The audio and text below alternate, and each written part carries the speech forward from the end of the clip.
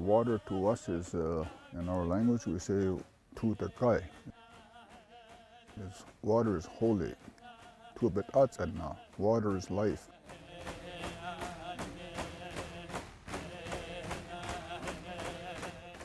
All First Nations share the belief that water is a very powerful spirit, a living force that must be respected.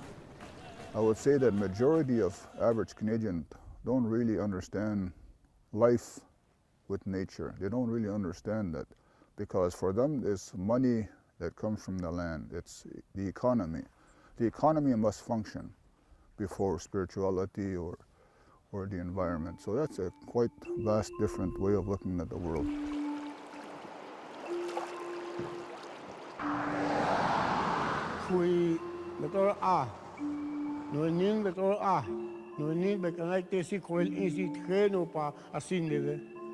Concern is growing among First Nations in the Northwest Territories that pollution from industrial development in northern Alberta is poisoning the fish and changing the entire ecosystem in the Mackenzie River Basin.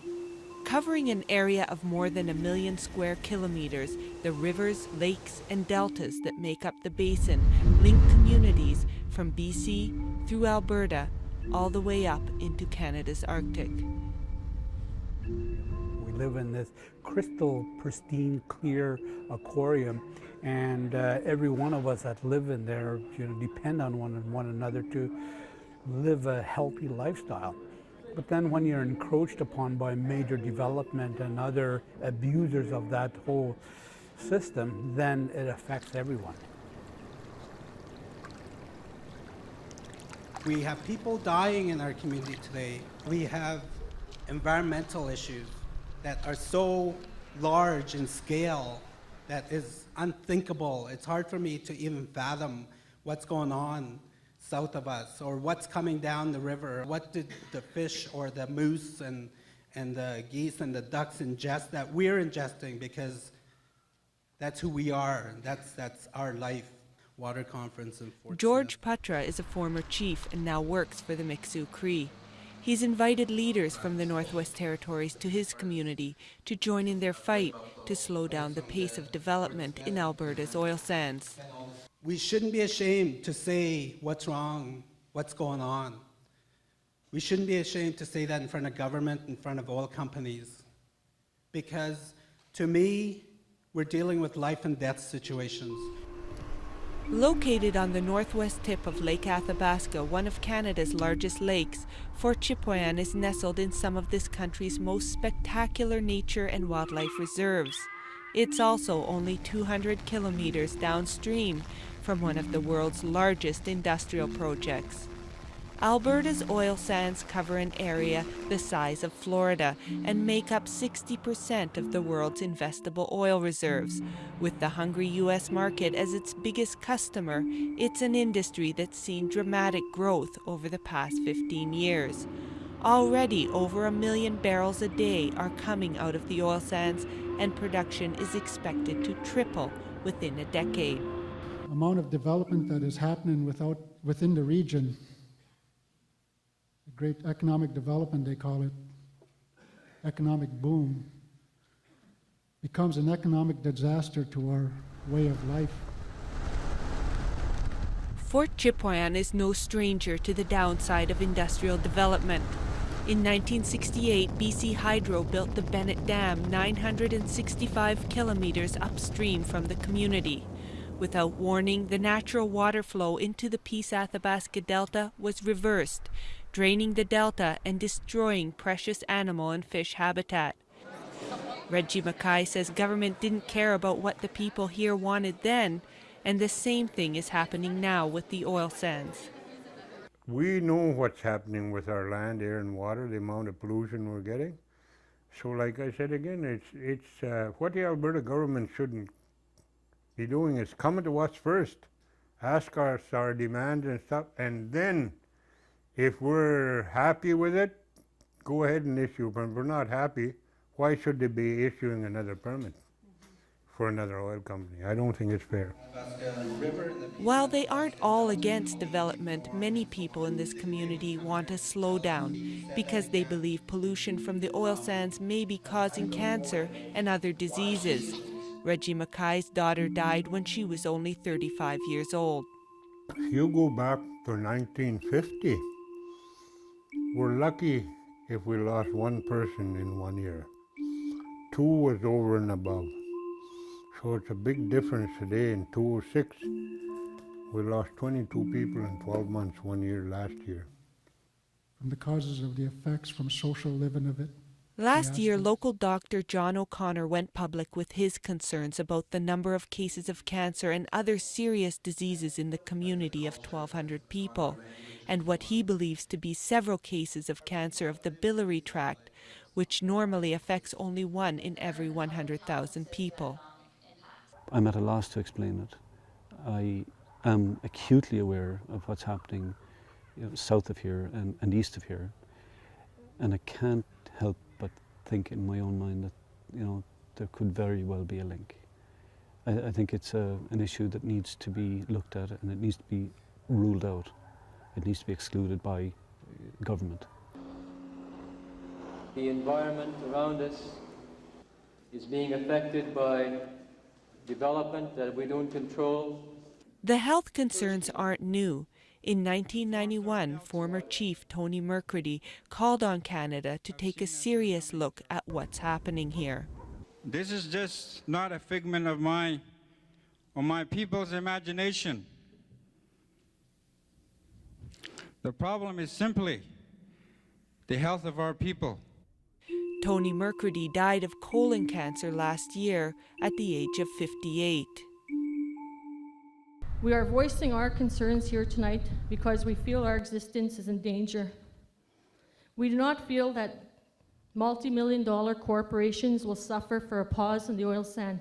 The unifying issue is that the pace of oil sands development is just proceeding so quickly that there's a lack of confidence that the government is fulfilling their responsibility to manage the environmental consequences of oil sands development, and questions about whether in fact there might be some linkages between oil sands development and some of the rare forms of cancer that are being experienced in Fort Chipwyan. But Alberta Health says, based on a review of provincial cancer statistics and medical records from the community, there is no evidence that cancer rates or any other diseases are any higher here than anywhere else in the province. Our Minister of Health is on record as having summarizing those reports that just is not occurring. Preston McEachern works for the Alberta government. He says the monitoring systems are in place and thousands of water samples are collected each year, and there's no reason to slow down now. Some people are advocating to stop doing the development until we learn more. That actually speaks to an unfamiliarity with the amount of information that's actually there. The challenge is for everybody and particularly critics, to actually go back to the scientific information and then start debating once they've actually got a full grasp of the amount of information that is there. Really, we don't know what the long-term trends have been. Dr. David Schindler is considered Canada's leading water expert. He doesn't think we know enough to justify the kind of growth that's being planned for the oil sands. I really agree with the people here and some of the environmental groups that it's time for a breather. We need to get on top of what the health problems are, what the needs for flow in the river are to maintain the fisheries, and some of those things that we still don't know. The oil sands generate massive amounts of greenhouse gases, which scientists say are heating up the planet. Schindler says we don't know what impact a 5-fold increase in production will have on the Delta, where water flow has already dropped 30% because of climate change in the past 3 decades. Looking ahead, unless we get on top of some of these issues now, we could be looking at a scene 10 or 15 years down the road when we've put billions of dollars into oil sands development and discover that we've destroyed a river or cultures that depend on a river as a result. Industry withdraws 2 to 4 barrels of water for every barrel of oil it extracts. The Alberta government has recently set limits on how much water industry can use, but admits there is no cutoff even when the river is at risk. We've done the science behind it, basically relating the amount of water in the river to the health of the river ecosystem.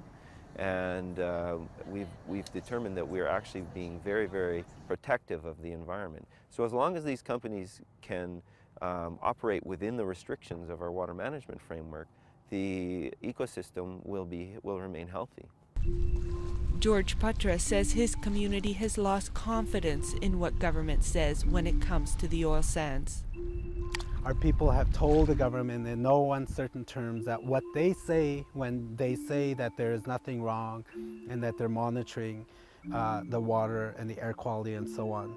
Our people say it is bullshit in no uncertain terms, in those exact terms.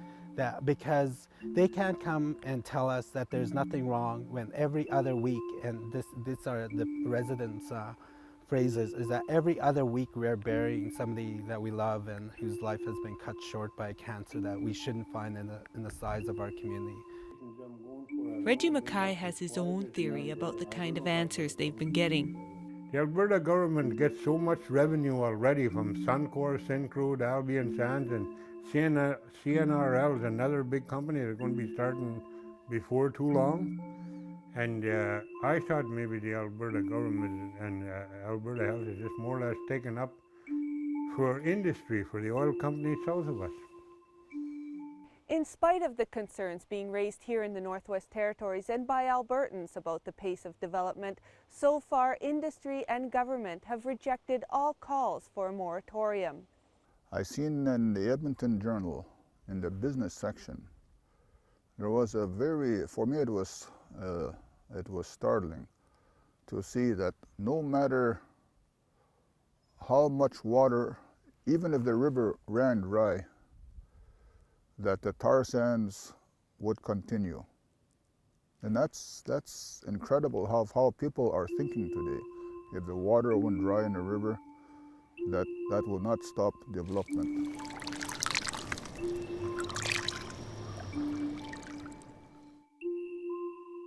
Jennifer Hunt, CBC News, Fort Smith.